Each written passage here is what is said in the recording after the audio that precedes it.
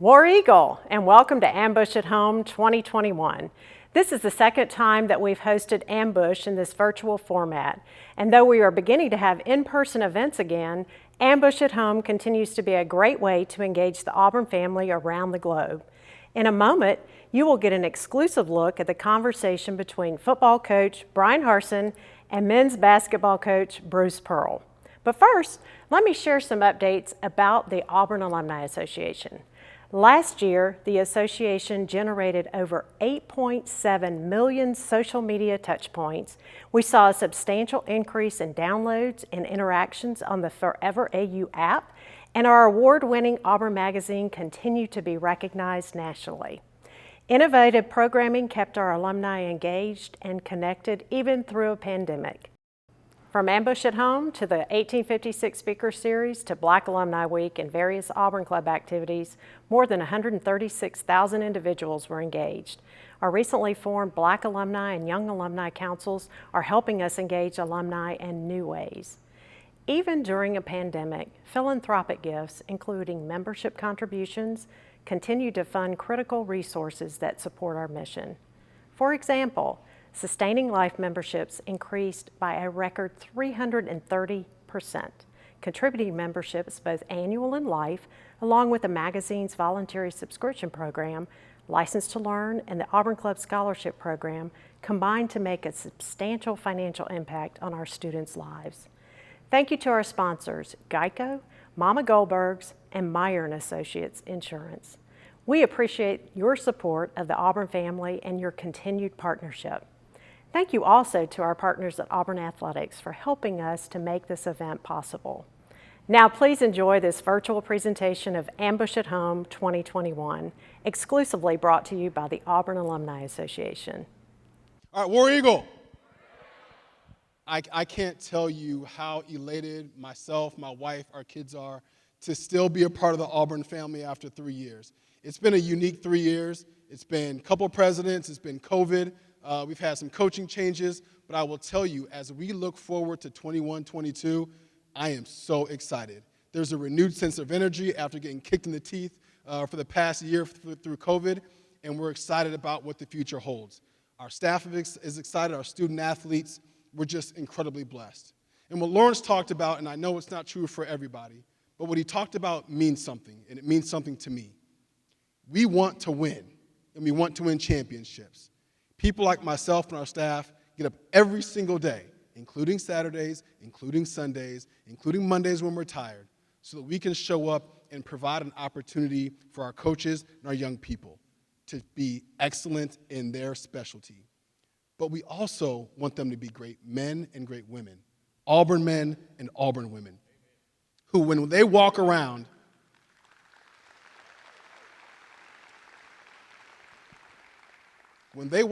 downtown Auburn, or they're representing Auburn at an away game, and if we have a tough loss or a great win, that they handle themselves in a first-class manner. That's what we're ultimately trying to do here. We're so fortunate that we get to use sport to create Auburn men and Auburn women, and I'm so incredibly blessed to have a very small piece in their journey. It reminds me of a time back in Minneapolis, Minnesota. It was freezing cold. We were in this arena that was made for football, but we were playing basketball. Fast forward, we had a basketball coach who handled himself with a great degree of integrity and grace and discipline, and who represented Auburn in a way that has made us perhaps even more proud than getting to the Final Four. And it's opportunities like that where we shine the brightest. It's opportunities like our baseball team fighting tooth and nail to get to Hoover. We snuck in. That's great. But the way we snuck in is even greater. So when I have to have the opportunity to work with a Butch or a Bruce or a Bryan, I don't know anybody else unless it's a name B, so that's about the extent of it. I know that we're blessed, and I feel it, and I know that y'all feel it too. So as we continue to close out this academic year, this athletic year, and we move on and move forward, I want you to know that there's a renewed sense of life, a renewed sense of energy, not just because COVID is kind of moving its way out, not just because we plan to have 100% capacity in Jordan-Hare Stadium.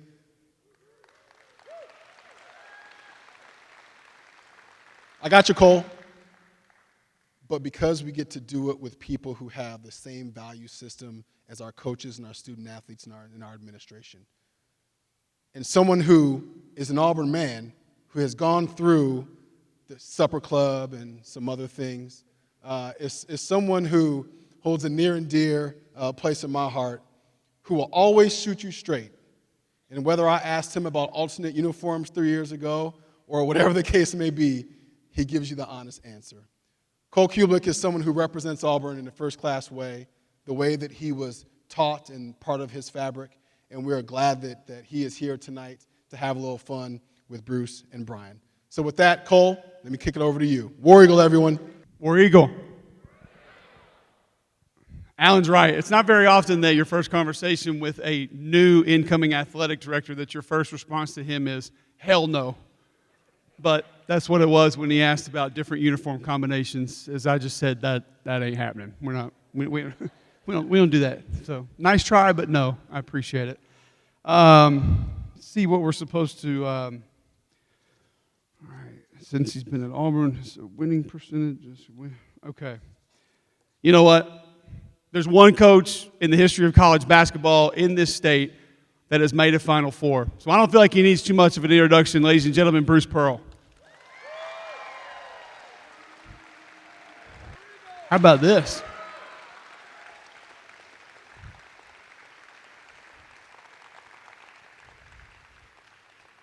I'm going to tell you the same way you feel about this man based on my interactions.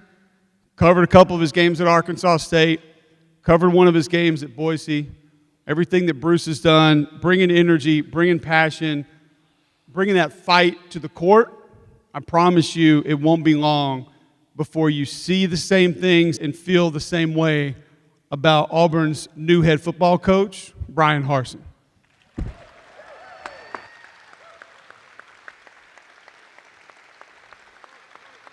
Good to see you, Coach. Yeah, thank you.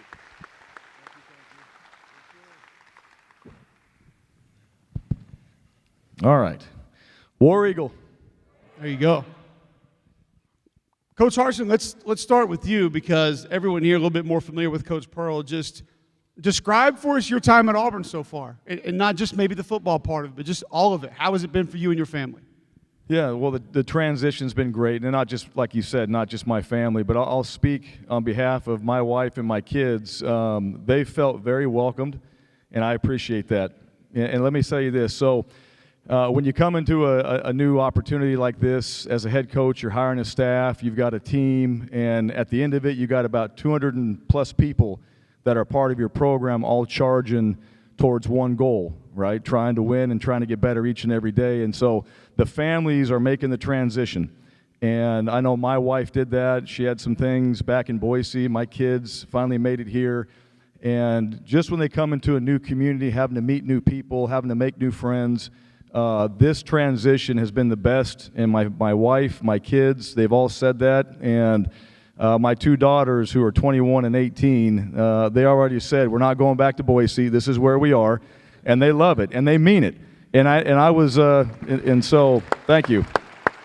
And so for me, I felt, felt very proud that we're in a community that welcomes families and people like that. And our coaches have said the same thing. So I'm very grateful for that. My family is as well. We're excited to be here. And the whole entire time that I've been here in Auburn, it's been better than expected. And I know we haven't played a game. I know we haven't done anything. This is the greatest time to be a head coach. We're all undefeated during this time, but I'm looking forward to the work we have to do this summer. I am looking forward to a full Jordan-Hare Stadium, and I am looking forward to the Tiger Walk, and I've heard a lot about it. So thank you for welcoming all of our families, not just mine, and much appreciated. So thank you for asking that as well. Alan, I'll throw one out for you since you wanted to change the uniforms. The Tiger Walk rails, if we could get rid of those and get back to the old school, like where it took guys an hour and a half to get through there, I would be all for that. It's much more intense if you wanted to make that change. Coach Harsin talked about the community here, Coach Pearl, and just how it's been for him. You are recruiting at a clip that Auburn basketball has never seen. How responsible is the Auburn community, the Auburn family, everything outside of the success on the court been for you to be able to recruit that way? You know, we get an opportunity to a lot of times visit with the freshmen during Camp War Eagle, you know, the orientation. It's not really an orientation because it's way more than that. And one of the things I tell the students is best part about Auburn is our student body, period. That when a young person makes a decision that they want to come to Auburn, they're saying, I want to be an Auburn man or I want to be an Auburn woman, and what that embodies. They knew one of you in your community. They saw the way you did business. They saw the way you treated people. They saw you in church. They saw you just whatever. And they said, that's who I want to be. And so when a guy wants to come here, it says a lot. We don't sell that. That's just how it is, you know, about the Auburn family. Absolutely do our players, when I'll give you Jabari Smith, who's one of the best player I've ever recruited from a ranking standpoint. He's a terrific kid, an unbelievable hard worker. You're going to love watching him play. Now, you better come to every game because he's probably only going to be here for 1 year. But he came to the Kentucky game when he was a junior with his dad, and he was blown away. I mean, he had never seen an environment, and it was an hour from his doorstep. His dad played at LSU. He could have gone anywhere in the country, but he wanted to come to Auburn because he saw the environment, he saw the jungle, he saw the sellout arena, and he saw College Game Day here. And he's just a humble, hardworking kid that wants to be great. So the environment, the environment is everything. And I do wish we could keep the kids a little longer. I wish you could love them longer. You get to know them. It makes, when you see them a freshman, you watch them grow up, you watch them make mistakes, you watch them mature. Sometimes you get to know their families because they're coming to the games all the time, and maybe you travel with them and stuff like that. But anyways, yeah, it's obviously it's who we are, it's what we sell. And who you are and what you have become is also very different in the NBA draft.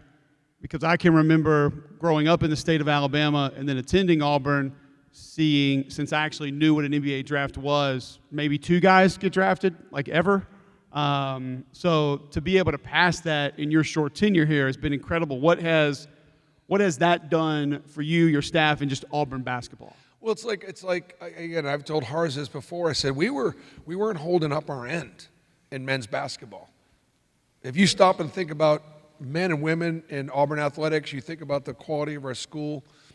We were behind. We were last in the league, or one, and so it's about player development. It's about teaching them. It's about learning. It's about having a phenomenal strength coach and a great trainer and unbelievable assistant coaches and guys like Chuma or Jared or Isaac.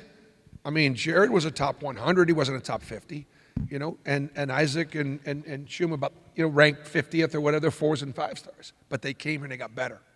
Isn't that what we're supposed to do at Auburn?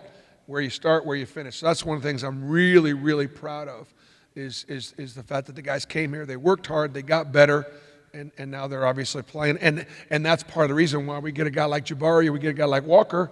They say, okay, I remember those guys, and they were good, but they weren't pros. And then they came and they developed, and that's what it's all about. So, Coach Harsin, it's interesting to hear Coach Pearl say holding up our end. And he references that, obviously, from a basketball perspective within the league. As we're in the middle of this slow introduction to you and your football team and your football program, let's try to play it this way for this audience. If we are all recruits coming to play football for Bryan Harsin, describe for us what your expectation from us will be on a daily basis. Yeah, no, it's a good question, and just off what Coach Pearl said, it is about development, and that's really what we're here to do. But I want these guys to have fun, but we take our winning very seriously, and so the one thing when I'm talking to guys, they're going to come in here and we're going to shoot them straight. We're going to tell them that it's going to be very difficult as far as just the work you have to put in and lay out what the day actually looks like. Now, I want a guy, we'll recruit him and we'll show him all the great things about Auburn, but I want to have a family and a player sit in my office and know this is what it looks like.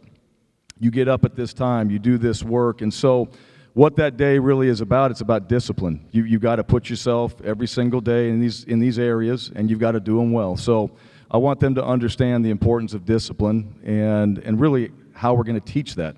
And it's something, it's not being disciplined, or we're not punishing, it's about how you can be, all right, disciplined as a person.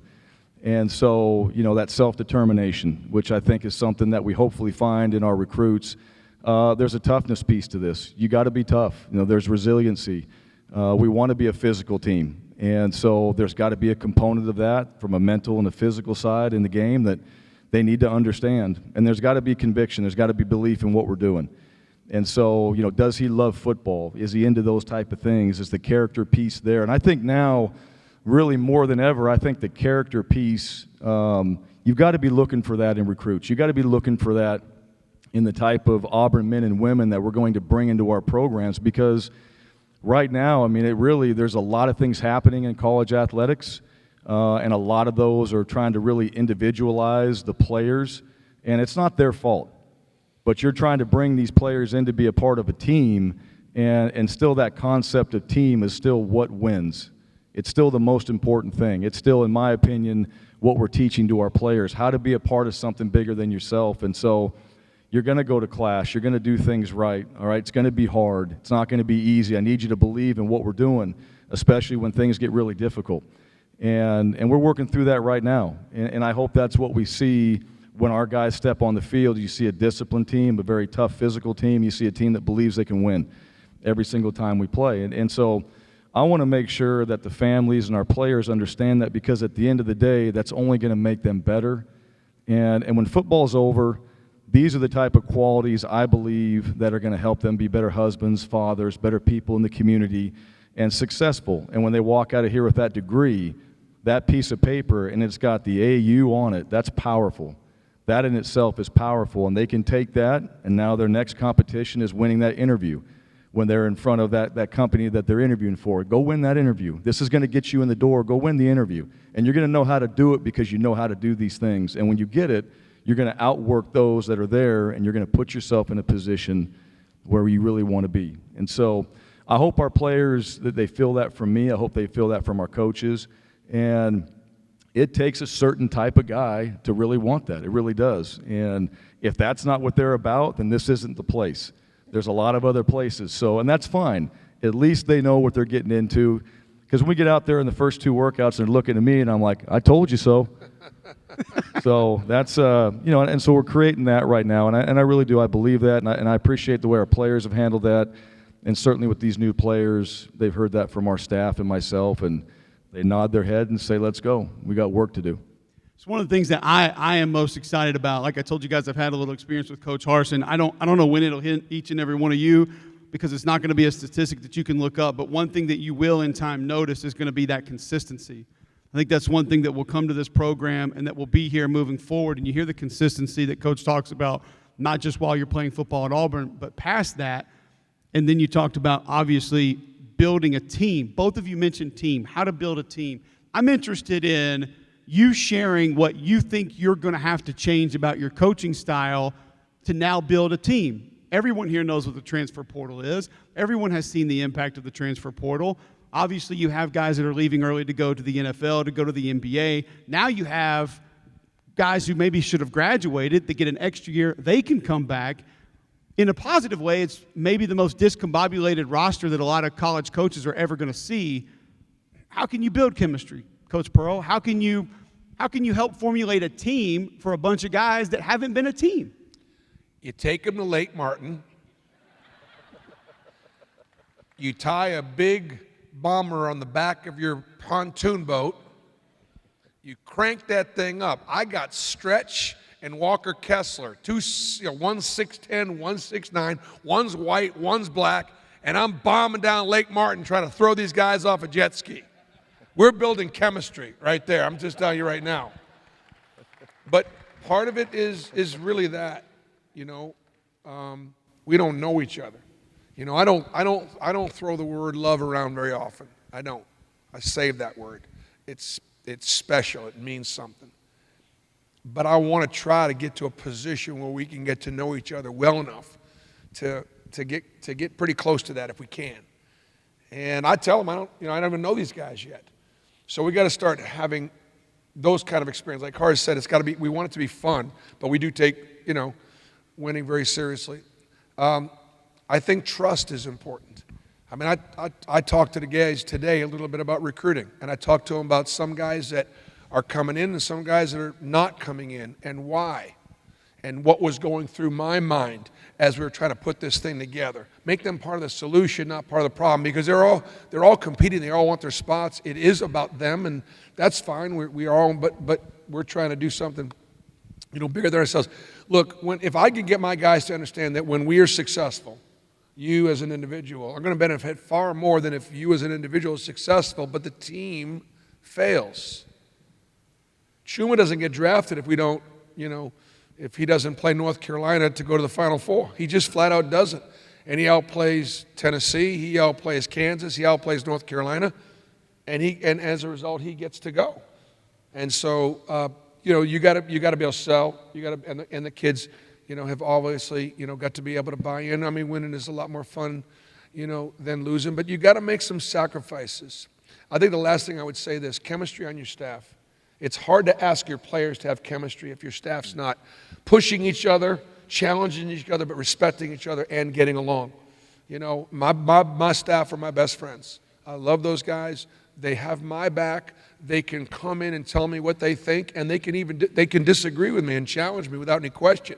But when our players see our staff working that hard and working with the chemistry, then I think it gives us a fighting chance to then ask them to do the same thing we're doing.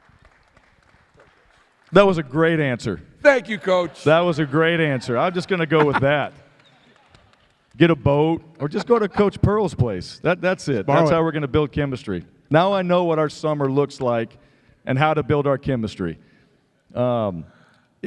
Really, that was a great answer. And it's a lot of those same things. You want to have a group of guys. One, you asked about, you know, is there a thing you have to change, like in your style? And I hope not. I really do. I hope not. I hope that, you know, just being a straight shooter and being honest with these guys and telling them where they stand. I think as a player, players want to know where they stand. They do. They want to know where they stand. They don't want to, you know, if they're a backup, well, you're doing fine and you're going to be okay. Like, no, I want to know exactly what I'm doing so I can get in that position. And so I think just being honest with them, you know, number one, it is about the team and getting that concept, because what Coach Pearl said, all right, we're going to see individual players have a lot of success, but on a successful team. I don't think people care a whole lot about, you know, really great players on a bad team. So we want to build a successful team. We want to build a successful program. You'll see guys, they're going to be recognized, but so are their teammates. And I hope that when they do get recognized, they recognize their teammates, all right, for the success that they're talking about. But I hope the style doesn't have to change. I think letting our players know where they stand and why, and our coaches, like Coach Pearl said, our coaches modeling that too, being honest, being upfront, trying to be proactive, you know, in some of those situations where you know there's competition, and allow those guys, you know, to, when they come into a meeting, know exactly where they stand and what they need to do and how they're going to improve, the thing you're going to give them a blueprint to improve, and then, you know, just continuing that the entire time we're with them. And if that's not good enough, then, you know, that's probably not the right fit at the end of the day. Be honest with them, tell them where they stand, treat them right, be demanding, not demeaning when you're out there on the field, and just know that, hey, this is what we're trying to accomplish and here's how we're going to do it. And right now, more than ever, especially with the new staff, you know, we talk about communication every day. You know, maybe I didn't know this. It's like, that can't happen. We got to communicate with our players. We got to communicate. They got to know what we're thinking, so there's just not this void. And especially now, we haven't seen our players in a month. And, you know, they see new players coming in, and they see a lot of things happen, and they can get in their own heads, and all of a sudden now it's like they're creating something that's not even kind of true. And so you just got to get ahead of that and just communicate with him and say, this is why we're doing it, this is where we're going, this is where you fit, here's what we need from you. And so I hope we're doing that. We need to do it better. It'll be good when we get our guys and get face-to-face with them. But I think that will build the chemistry, it'll build the honesty, it'll build, hey, we can call out a guy in front of the team, and I hope he's not going to be upset about it because we're trying to get him better. And if we can get that type of relationship and that type of atmosphere and that environment within our program, then we have something. And I'm not saying we're there yet, but that's where we're going. And I hope that the things we've been doing are going to help us, see that actually occur. Coach, that was a great answer. Thank you. That was a great Thank you. answer. Thank you. I was waiting. All right, Thank- Bruce, thank so you for that. you mentioned this building. And it kind of got me thinking that there are not a lot of positives that are going to come out of COVID. But I know the dress code for coaches got a little bit lax during COVID. And what I'm wondering is, are you going to be able to continue that coaching this year and in the future? Because I'm worried that Allen might have to up your contract for maybe a little bit more of kind of a clothing salary, because Yeah. I know the amount of suits and dress shirts that you've been going through on an annual basis. But this whole COVID thing could have opened up a whole new door, and we can go polos and, little like. I'm a sweater, okay? I sweat. I do. Is this a positive that we found in COVID that maybe we didn't expect? Well, I mean, there's a couple things. Look, I'm not going to outdress Allen, okay? He's got way stronger game than I do. He's got a way better body. He's younger than I am. I mean, he makes that look good. I mean, really, really good, right? And I don't care what tailor I can go to. I mean, I got limitations here. This used to be, it's kind of like the Incredible Bulk now, I actually loved coaching in, coaching slacks and a shirt. I did. I don't know. I'm not going to be the trendsetter. I'll see what they do. I've never quite I mean, look, you're out here, the building's hot, right? You're out there, screaming at the officials and coaching up your kids. You got a shirt, button to the top. You got a tie. You got a jacket on. I mean, it's like a sauna, right? So I hope it changes. I know. Then a couple years ago, I didn't wear a tie, and I got more letters from people for not wearing a tie because I'm gonna wear an orange and blue tie. So I don't know. I think I think as long as we can win, I can wear just about anything. You're good. Right? Yeah, Right? no, I'm you're good. Yeah. Great answer. That was a great answer. I felt so good for the guys on the end of the bench that didn't have like the 7-footer off the bench at the end that didn't have to sit there crowding on the other guys. It's like, he's loving life right now. He's got 6 feet every direction between all these other guys, and he's usually like the manager, and he's there throwing water over the top of him. I was like, that guy's got a whole new lease on life at the end of the bench. He is loving this whole deal right here. So, but I know you're excited to get back into this place and get it loud again. We all are. It has become one of the more amazing environments in all of college basketball. Which brings me, since we had some fun with Coach Pearl, if you have to sit this one out, Bruce, you're out of this one. And if you were at the Birmingham meeting, you have to sit this one out as well. But we have to do it again because we have to continue to reintroduce our new head football coach to our fans. Anyone in here know Brian Harson's nickname? Who was not at the Birmingham meeting, by the way, or didn't read about it on a message board. They probably put it there and said it was really bad. Good. Anybody want to take a guess at Brian Harson's nickname? Anybody think that they know it? Hot Rod. I like that. Yeah. Roddy Piper come after you for copyright infringement, too. I don't think that one's going to keep going. All right, so I am not going to tell the story, but I'm going to ask Coach Harsin to tell you guys a story of his real nickname, because I know there's some out there that are not necessarily applicable and sort of fake. There is a real nickname that's out there, and we need to know what it is, and we need to know how you got it. I regret when I actually told this story a few years ago, not knowing that it would actually come back. So the nickname, and this is really a story of humility. Let me just tell you that. So the nickname is Mongoose, all right? And here's why. So I played at Capitol High School, and the guy before me, the quarterback, the real quarterback, was named Jake Plummer. You guys might remember Jake Plummer played in the NFL. So I was the next guy. And I didn't even play the position, but somehow I ended up being the quarterback after Jake Plummer. Well, Jake went on and had a fantastic high school career. He could have went anywhere in baseball, basketball, football. He chose Arizona State. And all the coaches are very proud of Jake. I grew up with Jake. I've been around Jake my whole life, so I knew Jake Plummer and his family.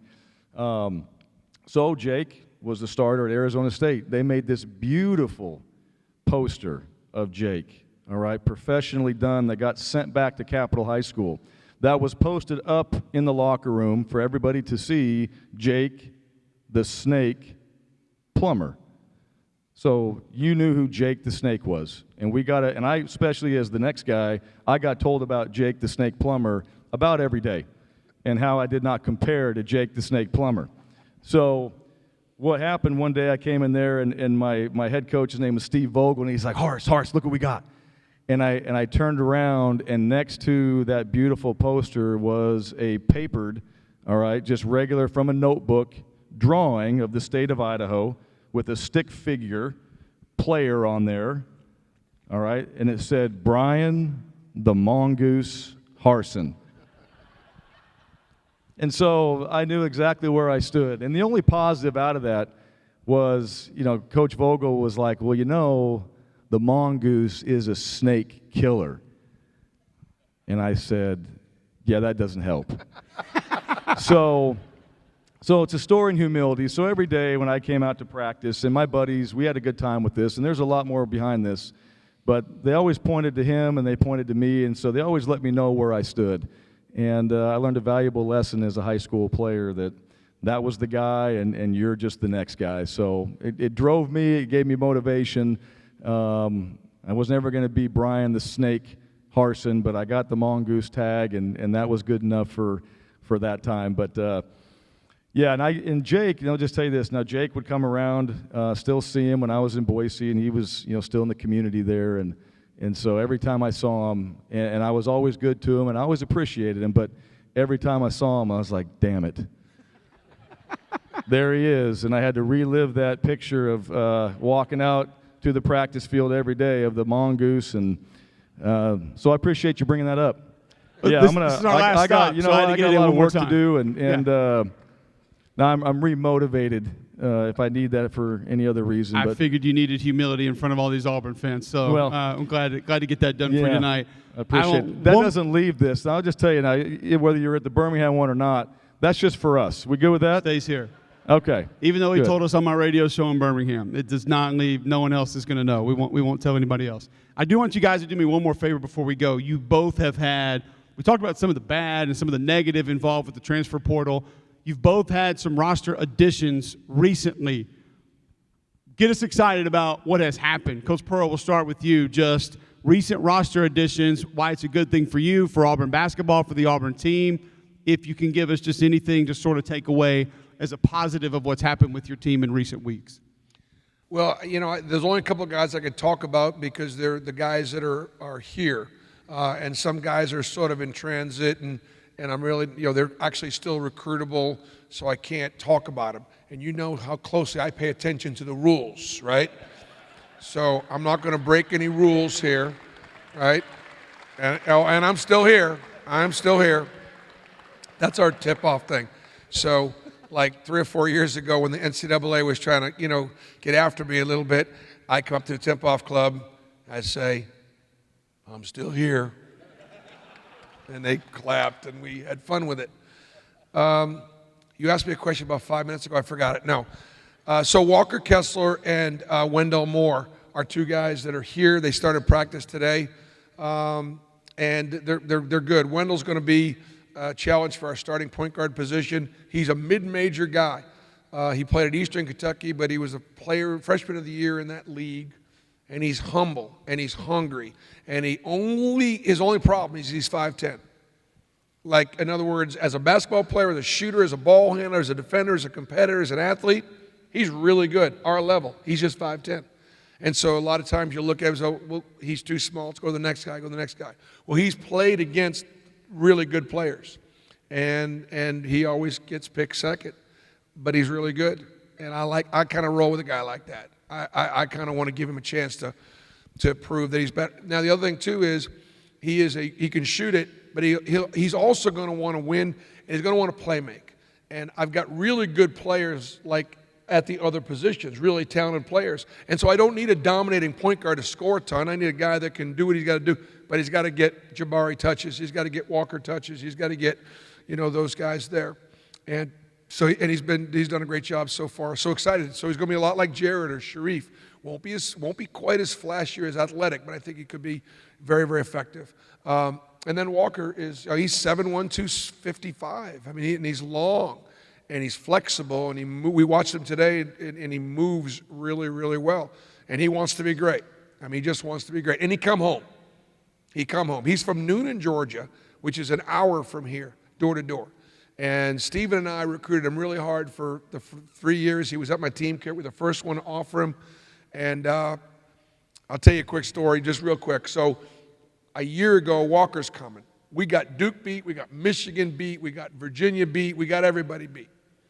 And he calls me the night before he's supposed to go on his Carolina trip, and he says, Coach, I'm not going to Carolina, but I promised Coach Williams I would visit. I'm a man of my word. I said, Walker, you go, have a miserable time, call me Sunday. He calls me Sunday. And he tells me he's committed to North Carolina. He said it was one of the hardest calls he ever to make, and trust me, it was harder on me than it was on him, because he just broke our heart. And but you know what? You leave that situation the right way.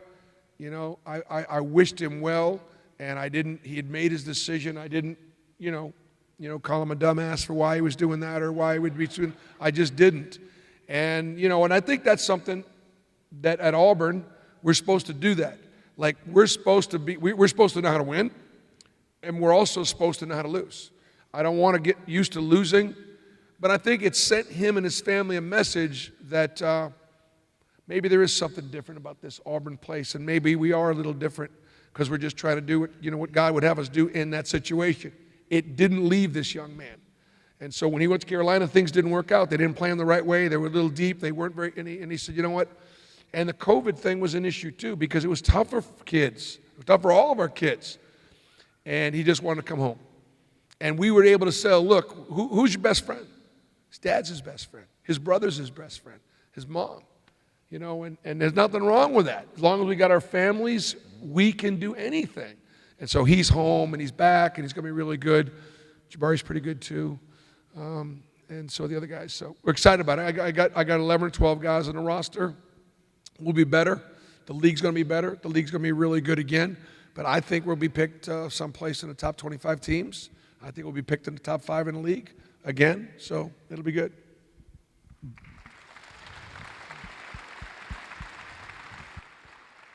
That was really good. Great That was answer. okay. It wasn't as good as the last one. But Great it's okay. answer, Coach. Great answer. Coach Harsin, I'm obviously not much of a rule follower here, but what you can share with us about what we can be excited about with some roster changes the last month or so with Auburn football. Yeah, really name-wise, nothing. But I'll tell you what we've done is I think our staff's done a great job of identifying, all right, what our needs are, and not just from a number standpoint, but also from the ability to compete in those units and in those position rooms. So I think that's a part of it, and getting guys in the portal that we believe fit, what we're trying to accomplish here, and so like anything, you do your homework, you have your conversations, you want to connect, and the same thing we talked about before. Hey, are you about these things? And if guys are, and you feel like it's the right fit, then you're able to bring them in.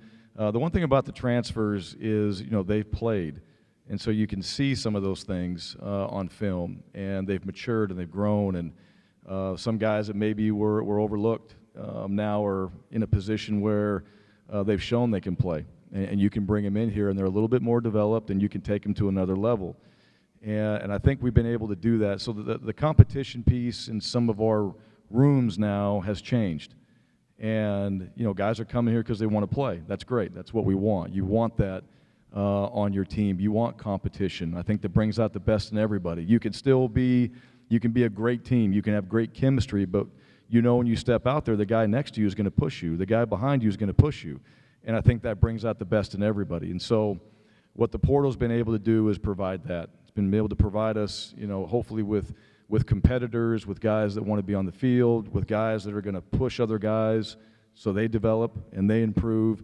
And ultimately, I think good teams have that. They have competition. And anytime you ever hear a player, talk about his teammates when they've won a game, he's talking about, this guy's the best guy I face, and this guy's, I get to see him every single day. There's no better compliment when one of your teammates is talking about you and a guy he competes against, and he's on his team, like, this is the best player. I get to see him every day. I get to work against him every day. He pushes me to be the best player I can be. And so we intentionally set out to find guys that we feel are going to bring that to our program. And I think we've done that. And it's not over yet. We still got, there's more opportunities. We'll get our team back May 31st. We'll have our team meeting. We'll have some of those new faces there. We'll have some of those showing up, just a few days later. But then that becomes, this football team for 2021. This is going to be Auburn football at full strength in the summer. And then guys, like I told them when we left, before they went on this break, I said, take a look around. It will not look like this when you come back. And take a minute and really see. There's going to be guys that leave. There's going to be guys coming in, and that's just part of it. And I think we've done a really good job of bringing in the right guys. I feel good about it. Now I just got to see them. Got to see them in person. We got to get around them. But everything so far with our staff and the guys that we brought in, I'm excited about. And we're just looking forward to getting to work in June and getting this thing going again. Thank you again for watching Ambush at Home 2021. Remember to stay connected through our website and Forever AU app. War Eagle.